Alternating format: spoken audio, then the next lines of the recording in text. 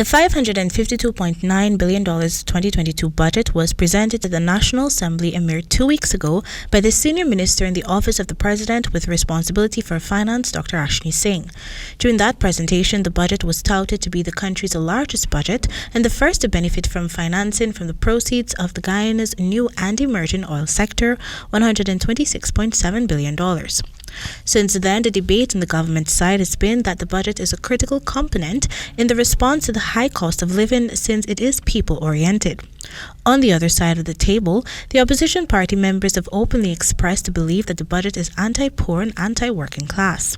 But while those in the country's political sphere have been given a voice to express their thoughts on this important budget, it is imperative that the working class population also share their views. To achieve this, Nightly News took its camera to the busy streets of Georgetown and interviewed several members of the general public.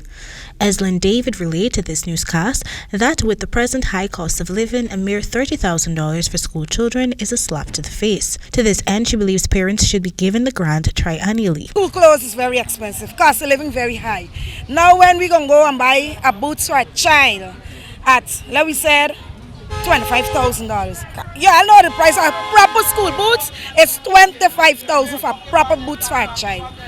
The school uniform, one shirt is $1,500. One pants is $1,500. Tell me what we getting.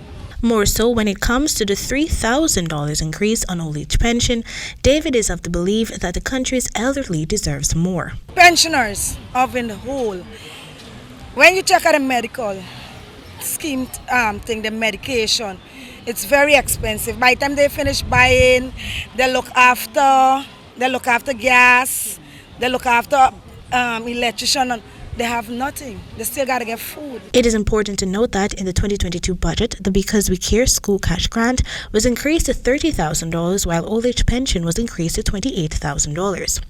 Similarly, another citizen expressed a view that both the Because We Care cash grant and the pension should have been $50,000 since the country now has oil revenues. But while it is his belief that the increases should be $50,000, a vendor at the Stabrook Market believes that citizens should receive six-figure amounts. At least old age pension with this oil what we have here, supposed to get a little $100,000 a month that could able to maintain them. And public servants for a big oil country like this in Guyana should carry home a little $300,000 a month.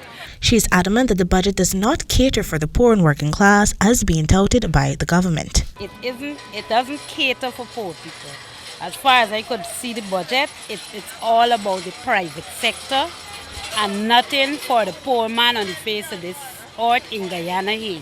Meanwhile, while Rudolph Yearwood is grateful for the increases and decreases in the budget, he still believes more could have been done for the working class. From my standpoint, what the government did basically on behalf of the budget is it's not really too bad. It's just that they should have looked a little bit more for the smaller man, you know, like reducing the taxes on heavy duty vehicle is not something bad, right?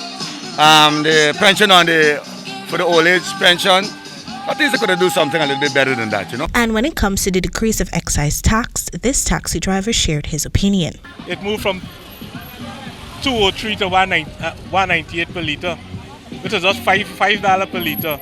So there's really nothing insignificant in there for us. Of course.